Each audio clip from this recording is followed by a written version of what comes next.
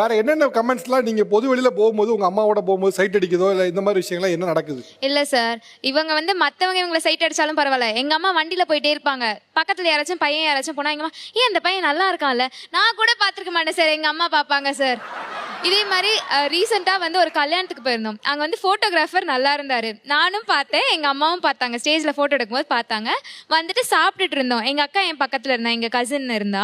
எங்க அக்கா கிட்ட கேட்டேன், "ஏய் ஃபோட்டோகிராஃபர் பார்த்தேன்னு." எங்க அக்கா பார்க்கல. நான் எங்க அக்கா கிட்ட சொன்னேன், "இரு நான் இதே கேள்வியை எங்க அம்மா கிட்ட கேட்கிறேன். எங்க அம்மா என்ன சொல்றாங்க பாருன்னு." எங்க அம்மா கிட்ட, "அம்மா ஃபோட்டோகிராஃபர் நல்லா இருந்தால." "யாரடி சொல்ற? ஒயிட் ஷர்ட்டான்னாங்க." சார் ஆனா உண்மையிலேயே அவர் ரொம்ப அழகா இல்லம்மா, இருந்தார் சார். அழகுல காம்படிட் பண்ணலாம். சைட் அடிக்கிறது காம்படிஷன் ஆமா? சார் அழகா இருந்தாங்கன்னா அழகா இருக்காங்கன்னு சொல்லணும். உண்மையிலேயே அந்த போட்டோகிராஃபர் ரொம்ப அழகா இருந்தாரு. அவர் Dress ரொம்ப அழகா இருந்துச்சு. அவர் வச்சிருந்த தாடி ரொம்ப அழகா இருந்துச்சு.